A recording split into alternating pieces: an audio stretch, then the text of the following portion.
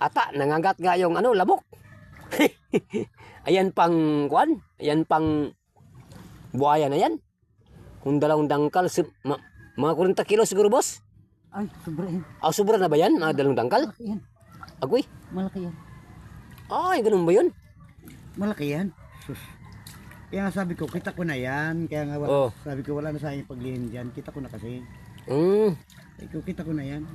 Sinabihan ko nga yung mga tropa dyan. Kasi isa ko sa pinakamataas diyan, opisyalis ng komando.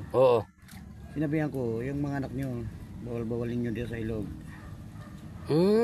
Kasi once na yan, makaumpisang kagat, dire-diretso yan. Hindi, totoo yan ba?